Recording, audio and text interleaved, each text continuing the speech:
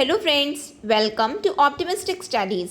Optimistic studies में आप सभी का स्वागत है। आज हम पॉलिटी की सीरीज़ में क्लास 8 डिस्कस करने जा रहे हैं और आज का जो हमारा टॉपिक है वो है प्रियम्बल ऑफ द कॉन्स्टिट्यूशन। यदि आप चैनल पे न्यू हैं तो चैनल को सब्सक्राइब कर लीजिए और बेल नोटिफिकेशन को ऑन रखिए, जिससे हम जो भी वीडियो डालें तो आप तक पहुंचती रहे। चलिए फिर हम आज का सेशन स्टार्ट करते हैं, जो है preamble of the constitution. Preamble को हम और किस नाम से जानते हैं तो हम इसे संविधान के पहचान पत्र के नाम से भी जानते हैं, identity card of the constitution. यह किस पर बेस्ड है तो ये ऑब्जेक्टिव रेजोल्यूशन पर बेस्ड है।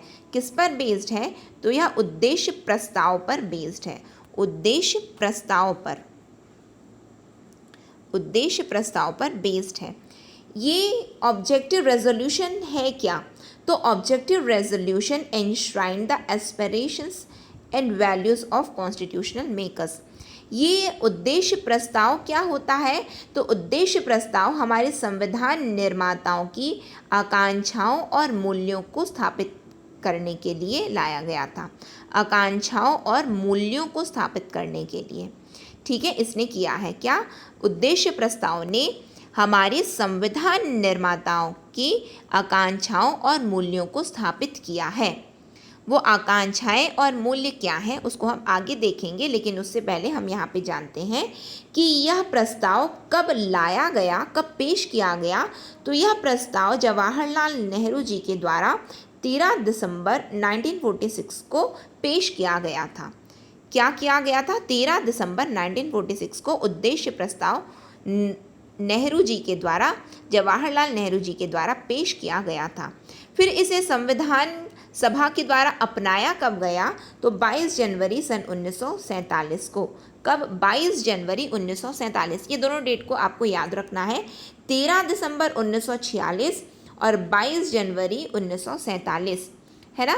22 जनवरी 1947 और 13 दिसंबर 1946, ठीक है। अब बात आती है कि ये उद्देश्य प्रस्ताव है क्या, जो हमारे संविधान निर्माताओं की आकांक्षाओं और मूल्यों को स्थापित करता है। क्यों हमें ये उद्देश्य प्रस्ताव को जानना ज़रूरी है? क्योंकि ये जो हमारा जो प्रियम्बल है वो किस पर आधारित है? तो ये उद्देश्य प्रस्ताव पर ही आधारित है, ऑब्जेक्टिव रेजोल्यूशन पर ही बेस्ड है। ये उद्देश्य प्रस्ताव जो नेहरू जी द्वारा प्रस्तुत किया गया वो क्या बोलता है? तो मूल्य और आकांक्षाएं। तो क्या मूल्य और क्या आकांक्षाएं, तो उसको हम देखते हैं। तो उनकी आकांक्षाएं कि भारत इंडिपेंडेंट, सॉवरेन और रिपब्लिक बने। क्या बने? भारत स्वतंत्र, संप्रभु और गणतंत्र रूप में देखना चाहते हैं।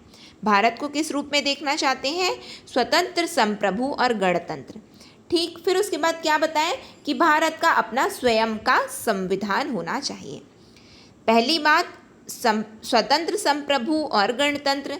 दूसरी बात भारत का अपना एक संविधान हो। तीसरी बात क्या है कि जो स्वतंत्रता के पूर्व जो भी राज्य हैं, जो भी टेरिटरीज, जो भी क्षेत्र हैं, वो स्वतंत्रता के पश्चात एक यूनाइटेड स्टेट्स के रूप में ये स्थापित हो। इसका क्या मतलब हुआ? इसका ये मतलब हुआ कि स्वतंत्रता पूर्व भारत के सभी क्षेत्रों को स्वतंत्रता पश्चात भारत में संयुक्त राज्यों में बनाना उनका उद्देश्य था।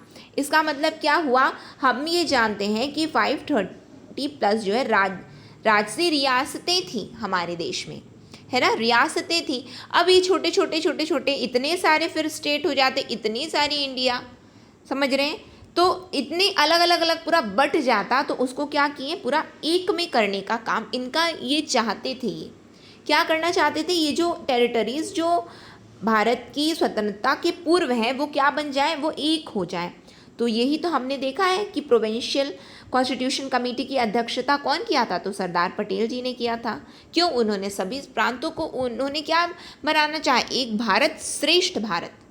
ये किसका है? ये किसका स्वप्न है? तो सरदार वल्लभ भाई पटेल जी का ही स्वप्न है कि एक भारत श्रेष्ठ, एक भारत बने, इतने टुकड़ों में ना बटा रहे भारत। तो ये वही बताया गया है, ठीक है। फिर क्या है? ये जो रेसिडुअल पावर्स होती हैं और क्या है, ऑटोनमी, राज्यों के में जो ऑटोनमी है उस किस पर अधिकार होना चाहिए? कॉन्स्टिट्यूशन ऑफ इंडिया, इसका क्या मतलब हुआ? इसका ये मतलब होता है कि ये जो रेसिडुअरी पावर्स होती हैं, अवशिष्ट शक्तियाँ किसके पास हैं? तो अवशिष्ट शक्तियाँ जो है केंद्र के पास है। रेसिडुअरी पावर्स किसके पास है? सेंटर के पास है। और ये क्या चाहते थे? ऐसे राज्यों पर स्वायत्तता जो भारत के संविधान को दर्शाती है। राज्यों पर हमारी राज्य क्या होने चाहिए? राज्य ऑटोनमस बने, स्वायत्त बने राज्य, लेकिन रेसिडुअरी पावर्स हमारे पास केंद्र के पास होनी चाहिए। तो दो चीज़ आ गया, रेसिडुअरी पावर्स भी आ गया, अवशिष्ट शक्तियाँ भी आ गई, और स्वायत्तता किसके पास है? राज्यों के पास में है। ठीक है, फिर उसके बाद और क्या बताया गया है इसमें? तो ये बताया गया है कि ये रियलाइज़ क्या करना चाहते थे? Union with the power which will be different than those given to such states. इसका क्या मतलब हुआ कि हमने क्या देखा है कि केंद्र जो है, जब आपातकाल की स्थिति आ जाती है तो पूरी शक्तियाँ किसके पास आ जाती हैं? केंद्र के पास आ जाती हैं। तो बस वही बताया गया है कि शक्तियों का विभाजन इस तरह से होना चाहिए कि जो है union with the power which will be different than those to such states. राज्यों के पास जो शक्तियाँ हैं उससे अलग शक्तियाँ संघ के पास होनी चाहिए, ये बताया गया है। ठीक है, फिर क्या बताया जा रहा है? ये जो भारत की जनता है, द पीपल ऑफ इंडिया, यही क्या है? ये सोर्स ऑफ पावर है and authority of the sovereignty and the independence. ये जो भारत के लोग हैं वो सत्ता के स्रोत और संप्रभुता के अधिकार और स्वतंत्रता की भूमिका निभाते हैं। ये आगे सब प्रियम्बल में यूज़ किया है इन्होंने, तो उसको ये पहले से ही बता दिए हैं इस प्रस्ताव में कि हम ये चाहते हैं हमारे देश में ये चीज़ हो। क्या चाहते हैं? कि the people of India, Bharat के लोग ही क्या है? सत्ता के स्रोत हैं। शक्तियाँ कहाँ से पा रही हैं? सत्ता हमसे पा रही हैं। संप्रभुता के अधिकार और स्वतंत्रता की भूमिका निभाते हैं ये भारत के लोग। ठीक, फिर क्या बताया गया कि इनको क्या देना हम चाहते हैं? तो जस्टिस कैसा? सोशल, इकोनॉमिक और पॉलिटिकल। न्याय कैसा? तो सामाजिक, आर्थिक और राजनैतिक। फिर समानता कैसी? तो समानता of status, equality of status and of opportunity. समानता किसकी? तो प्रतिष्ठा और अवसर की समानता। फिर उसके बाद में क्या बताया गया है? Freedom of thought, expression, belief, faith, worship, vocation, association, action, subject to law and public morality before the law. और क्या चाहते हैं ये? तो ये स्वतंत्रता देना चाहते हैं। स्वतंत्रता देना चाहते हैं। किसकी स्वतंत्रता देना चाहते हैं? तो ये देना चाहते हैं हमें अभिव्यक्ति की स्वतंत्रता, विश्वास की स्वतंत्रता, धर्म की, उपासना की, व्यवसाय, संघ और कार्रवाई की स्वतंत्रता देना चाहते हैं। Subject to the law and public morality before the law. Condition क्या होनी चाहिए? कि कानून और सार्वजनिक नैतिकता के अधीन ये सब प्रदान किया जाएगा। Subject to the law and public morality before the law. ठीक है, क्या है? कानून और सार्वजनिक नैतिकता के अधीन ये सब प्रदान किया जाएगा। ये किस में दिया हुआ है? ये सब ऑब्जेक्टिव रेजोल्यूशन में दिया है। डायरेक्टली ये स्टेटमेंट बेस्ड आता है कि इनमें से कौन सा ऑब्जेक्टिव रेजोल्यूशन उद्देश्य प्रस्ताव का पार्ट नहीं है या फिर है। तो हमको ये याद रहना चाहिए। याद करने की एक सिंपल ट्रिक क्या है? कि प्रियम्बल को याद कर लो, प्रियम्बल के बाद में ये ऑटोमेटिकली आपको याद हो जाएगा, जो हम आगे देखेंगे।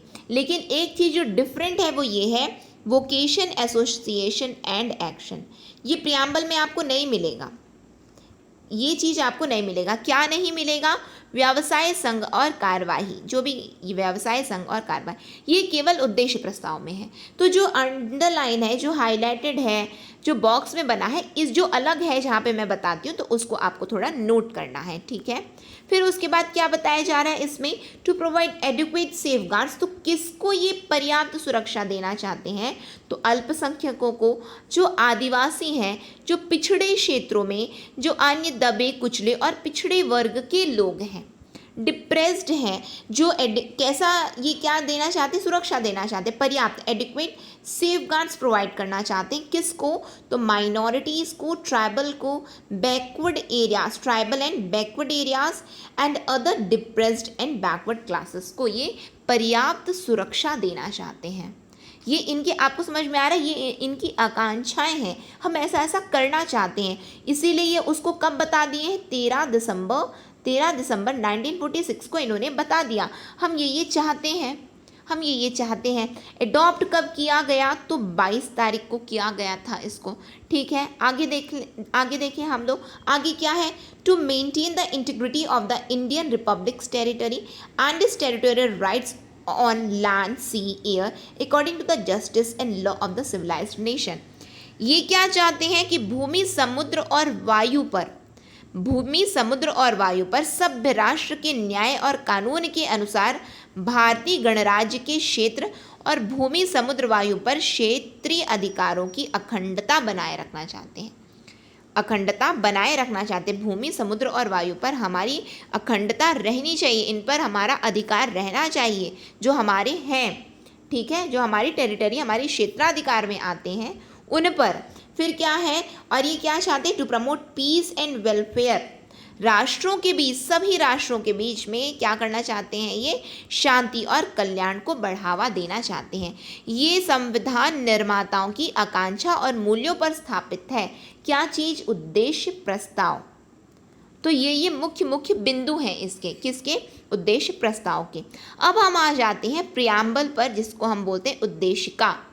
ये क्या बोलता है, तो इसको एज इट इज़ हमको याद करना रहता है, क्योंकि एग्जाम में पूछा जाता है, ठीक। तो पहले हम इसको देखते हैं, इसमें लिखा क्या है, we the people of India, हम भारत के लोग, having solemnly resolved to constitute India into a sovereign socialist secular democratic republic।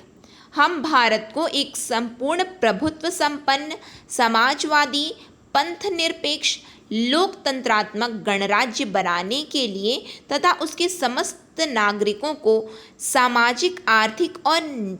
सामाजिक आर्थिक और राजनीतिक न्याय, विचार अभिव्यक्ति, विश्वास, धर्म और उपासना की स्वतंत्रता, प्रतिष्ठा और अवसर की समानता प्राप्त करने के लिए तथा उन सब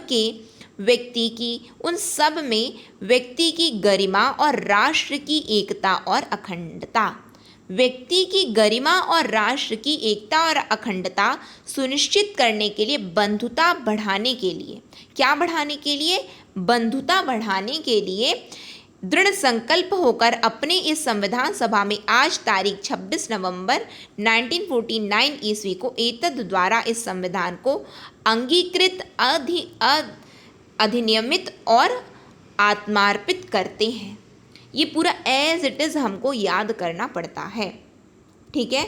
तो क्यों याद करना पड़ता है, क्योंकि एग्जाम में पूछा जाता है। यदि आप मेंस लिखेंगे तो वहाँ पे भी आपको बहुत काम आएगा ये। आप यदि डायरेक्टली कोट करेंगे तो आपको बहुत काम आएगा, आपके ये नंबर को ही इंक्रीज़ करेगा, ठीक है। और बात आ जाती याद कैसे करें, तो हमको क्या याद करना है, first point, we the people of India, हम भारत के लोग। फिर क्या लिखा हुआ है, sovereign socialist secular democratic republic, SSDR।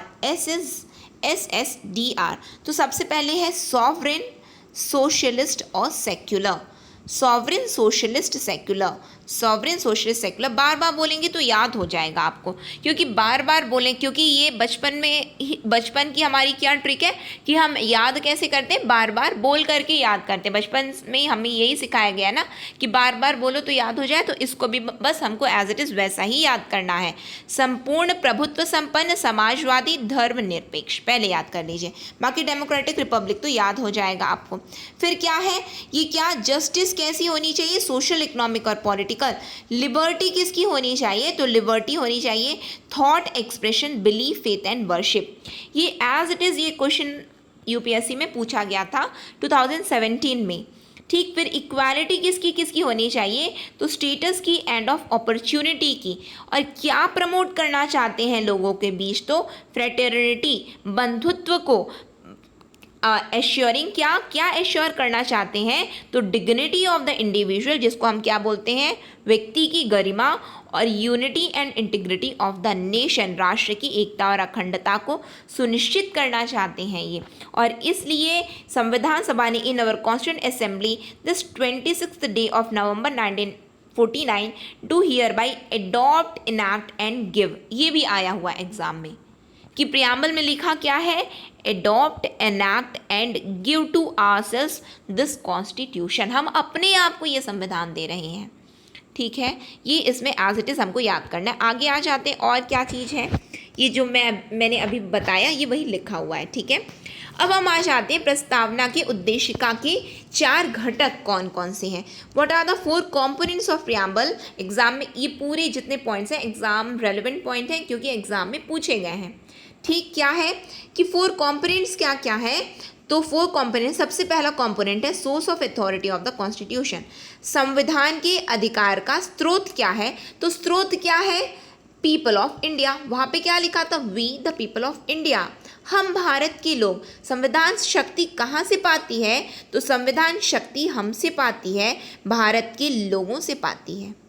कहाँ से पाती है, भारत के लोगों से पाती है। तो अथॉरिटी, सोर्स ऑफ अथॉरिटी किसके पास है, we the people of India.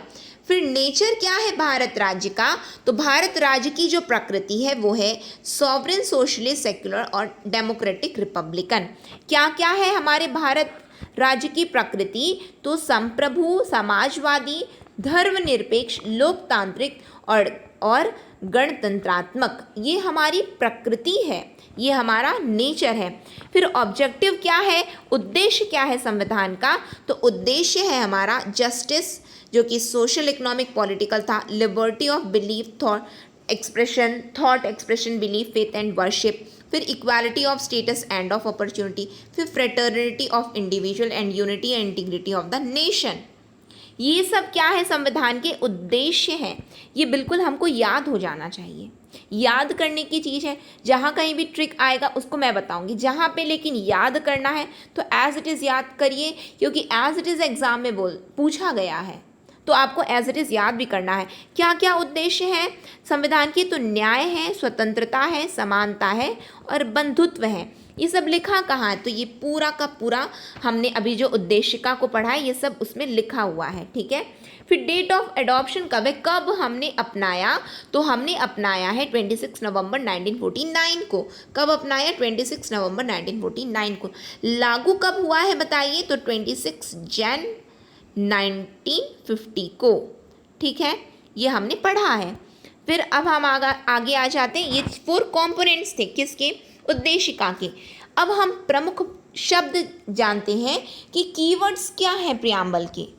क्यों, क्योंकि ये एग्जाम में पूछे जाते हैं। डायरेक्टली दे दिया जाता है कि सॉवरेन का मतलब क्या होता है, सोशलिस्ट का मतलब क्या होता है। इस तरह से ये जो वर्ड्स आपके सामने लिखे हुए हैं वो डायरेक्टली एग्जाम में पूछे जाने वाले शब्द हैं, ठीक, जो कि प्रियम्बल से पूछे जाते हैं।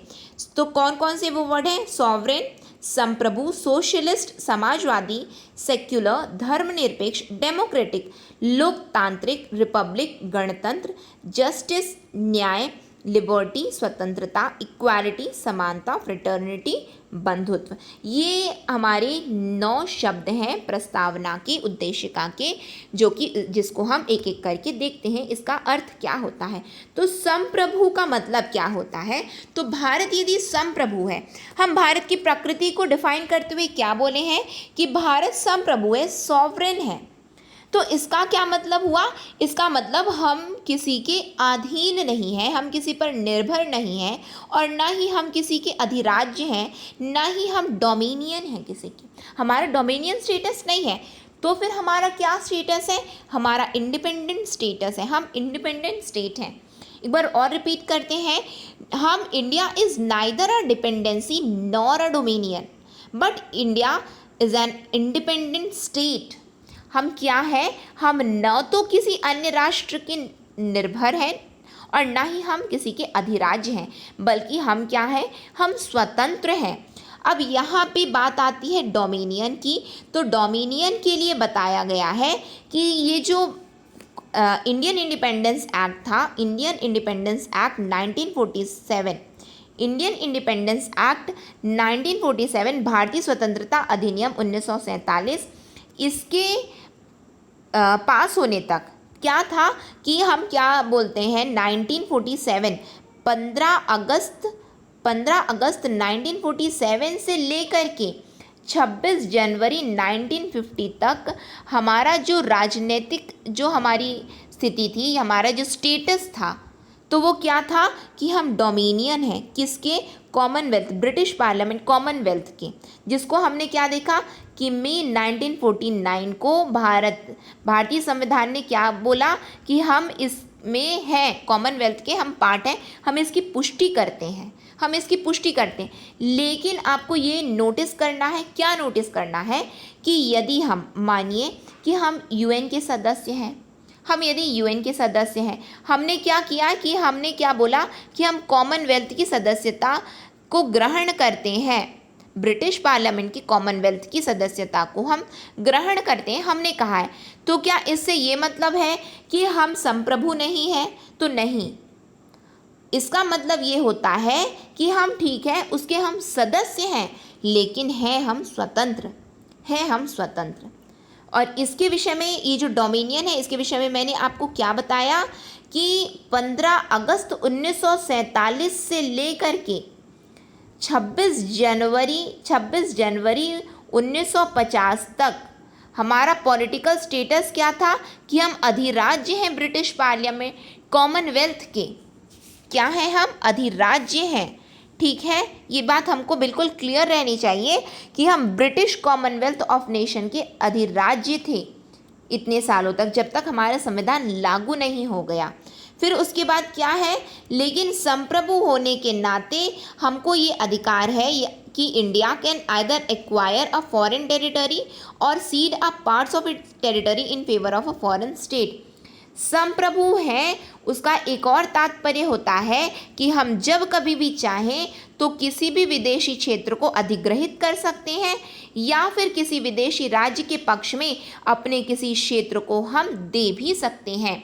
अब इसको हम कैसे समझ सकते हैं? तो 1974 में जो भारत और बांग्लादेश के बीच में लैंड बाउंड्री एग्रीमेंट हुआ था, क्या हुआ था? भूमि सीमा समझौता जो हुआ था, लैंड बाउंड्री एग्रीमेंट जो हुआ था, किसके किसके बीच हुआ था? तो इंडिया और बांग्लादेश के बीच में हुआ था। किस लिए हुआ था? तो एन्क्लेव के आदान प्रदान के लिए हुआ था और जो अंतर्राष्ट्रीय सीमा है उसको सरल बनाने के लिए हुआ था, अंतर्राष्ट्रीय सीमा को सरल बनाने के लिए और एन्क्लेव के आदान प्रदान के लिए हुआ था। ठीक है, to exchange enclaves and simplify the international border, simplify the international border. कब हुआ था? तो 1974 में हुआ था। क्या हुआ था? भूमि सीमा समझौता हुआ था, जिसको क्या किया गया है? तो 2015 7 मई 2015 को 100वें संशोधन अधिनियम के द्वारा उसको पुनः संशोधित किया गया है। क्या किया गया? संशोधित किया गया है। कब? तो 7 मई 2015। यदि हमसे बोला जाता है एग्जाम में कि 100th कॉन्स्टिट्यूशनल अमेंडमेंट एक्ट क्या है, तो वो है इंडिया बांग्लादेश के बीच में भूमि सीमा समझौता, land boundary agreement between India and Bangladesh. 100वां संविधान संशोधन अधिनियम जो कि 2015 को आया। कब आया? तो 7 मई 2015 को आया है। भारतीय संसद ने इस अधिनियम को उस दिन से ये लागू हो गया है। ठीक है, समझ में आ रहा है आप लोगों को कि इसका मतलब क्या होता है? अब आपसे बिल्कुल ये डायरेक्टली ये पॉइंट्स जो लिखे हैं एग्जैक्टली एग्जाम में आते हैं कि यदि सॉवरेन है तो इसका मतलब डिपेंडेंसी नहीं है, डोमिनियन नहीं है, इसका मतलब हम इंडिपेंडेंट हैं। ये साथ में हम किसी की सीमा को एक्वायर कर सकते हैं और अपनी सीमा को हम दे भी सकते हैं।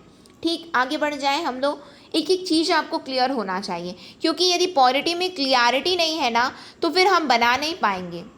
ये बेवजह का हमें क्या लगेगा जब हम स्टेटमेंट को पढ़ते हैं ना, तो हमें क्या लगता है, अरे यार ये भी तो सही है, ये भी तो सही है, ये भी तो सही है।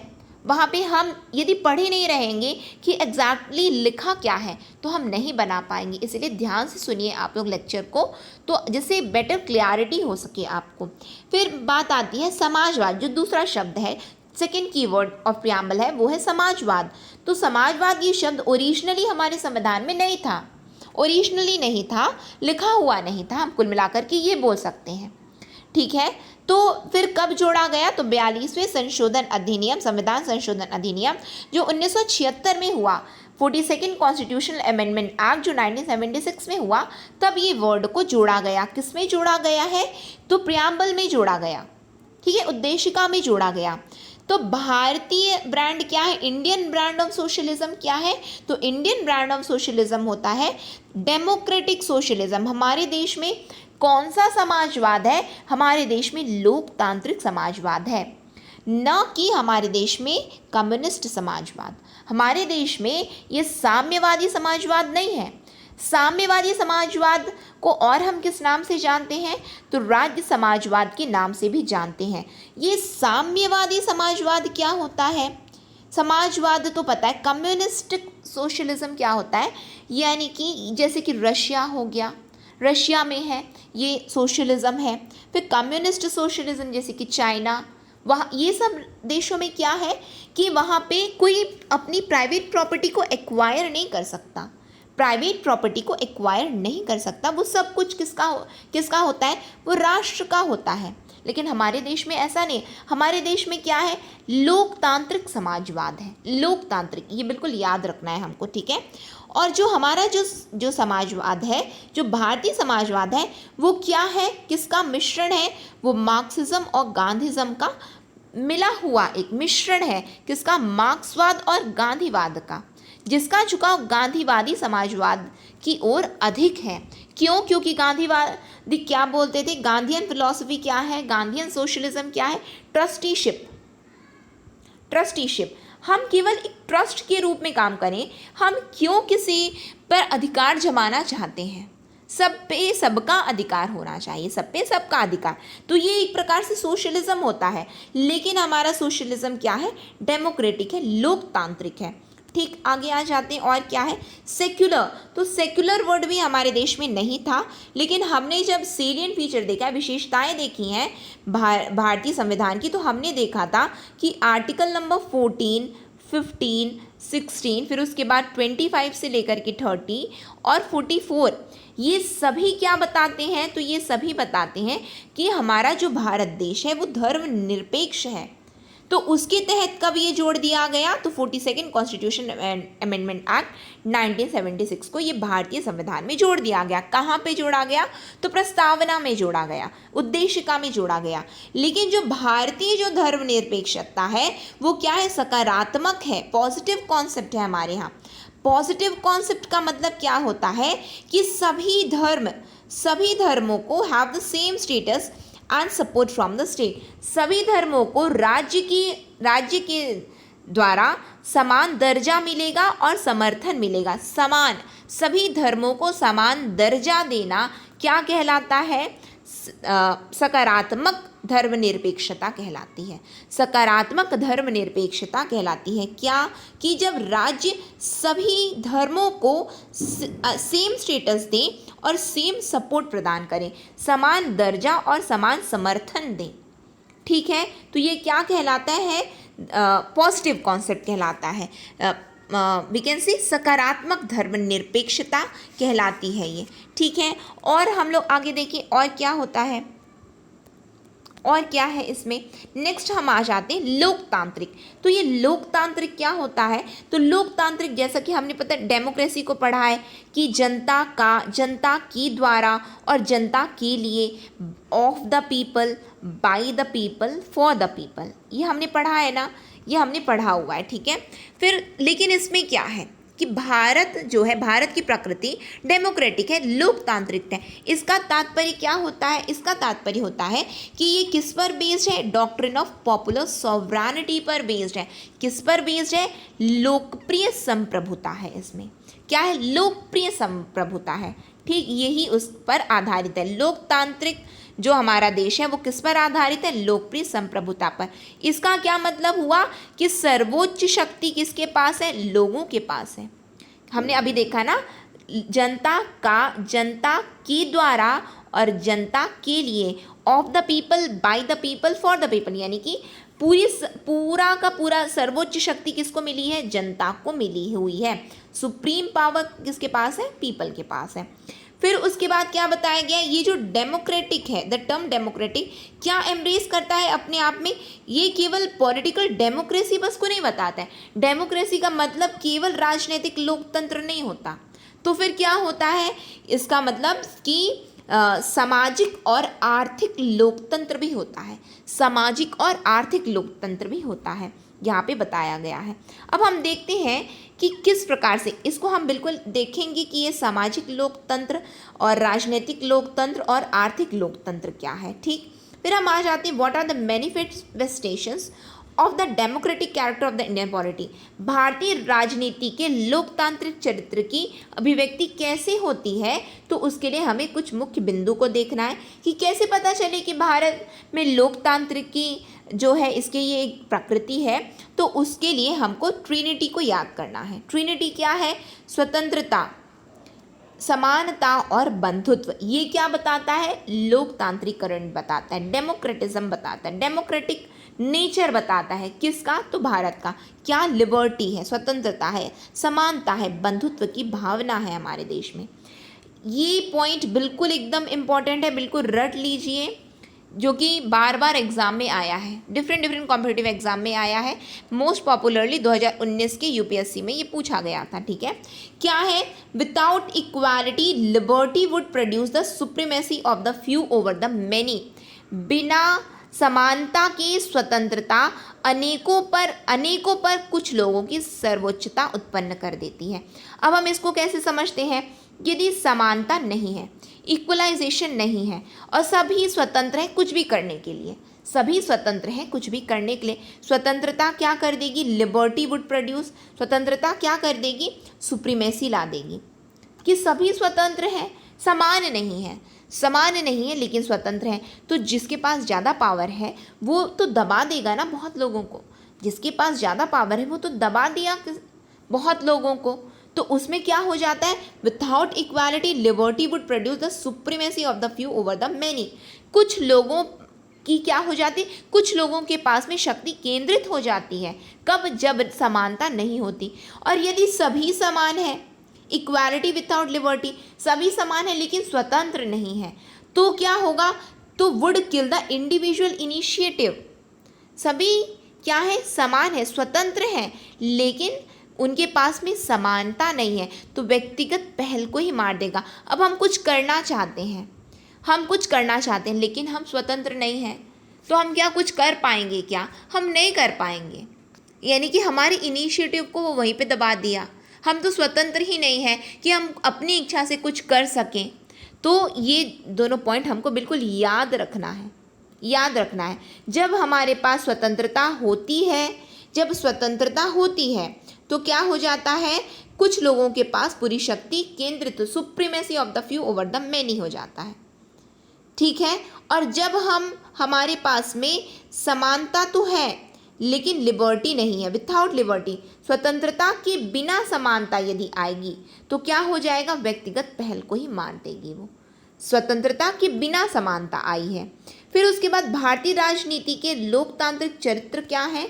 तो लोकतांत्रिक चरित्र हैं भारतीय राजनीति के, तो उसका मतलब जो हमारे यहाँ सार्वभौमिक वयस्क मताधिकार है, हम सभी को 18+ के बाद, जैसे हम 18 के हो जाते हैं, 18 या 18 से अधिक, हम सभी को वोट देने का अधिकार है, राइट टू वोट है। तो ये क्या बताता है? लोकतांत्रिक नेचर बताता है भारत का। फिर उसके बाद में समय समय पर पीरियोडिक इलेक्शंस होते हैं, समय समय पर इलेक्शन होते हैं ना, बिल्कुल होते हैं। फिर हमारे देश में क्या? रूल ऑफ लॉ है, कानून का शासन है, और हमारे देश की जो न्यायपालिका है वो स्वतंत्र है। ये भी क्या बताता है? लोकतांत्रिक गुण बताता है। फिर absence of discrimination on certain grounds, हमारे देश में आर्टिकल नंबर 15 है, आर्टिकल नंबर 16 है, जो कि कुछ आधारों पर भेदभाव का अभाव है हमारे देश में, डिस्क्रिमिनेशन नहीं होनी चाहिए। ठीक है, तो ये सब क्या बताया है? ये हमको बताया है कि हमारे देश में क्या है? हमारे देश में लोकतांत्रिक हमारा देश है। फिर क्या है कि हमारे देश में क्या बताया गया है? इंडियन कॉन्स्टिट्यूशन में रिप्रेजेंटेटिव पार्लियामेंट्री डेमोक्रेसी है। क्या है? भारतीय संविधान में क्या है? प्रतिनिधि संसदीय लोकतंत्र है, रिप्रेजेंटेटिव पार्लियामेंट्री डेमोक्रेसी है, जिसमें क्या होता है? Executive is responsible to the legislature for all its policies and actions. इसका मतलब क्या होता है? इसका ये मतलब होता है कि विधायिका कार्यपालिका विधायिका के प्रति जिम्मेदार है अपने सभी नीतियों एवं कार्य के लिए। यदि पूछेगा कि भारतीय संविधान का क्या नेचर है तो हमको क्या बताना है, रिप्रेजेंटेटिव पार्लियामेंट्री डेमोक्रेसी है हमारे देश में, प्रतिनिधि संसदीय लोकतंत्र है, जिसके अंतर्गत क्या होता है, जो कार्यपालिका होती है वो विधायिका के प्रति जिम्मेदार होती है अपने सभी कार्यों एवं कृत्यों नीतियों के लिए। ठीक, अब इसको हम लोग कल के लेक्चर में डिटेल में इसको देखेंगे कि इसमें क्या है एग्जैक्टली में। अभी ये समझ में नहीं आया है, इसको हम कल के लेक्चर में कंप्लीट करेंगे। नेक्स्ट सेशन में हम मिलेंगे। यदि ये सेशन आपको अच्छा लगा हो तो प्लीज़ लाइक कीजिए, ज़्यादा से ज़्यादा लोगों तक शेयर कीजिए, और यदि आपने चैनल को सब्सक्राइब नहीं किया है तो चैनल को सब्सक्राइब कर लीजिए और बेल नोटिफिकेशन को ऑन रखिए, जिससे हम जो भी वीडियो डालें तो आप तक पहुंचती रहे। नेक्स्ट सेशन में हम मिलेंगे। नेक्स्ट सेशन तक के लिए optimistic learning. Thank you for the session.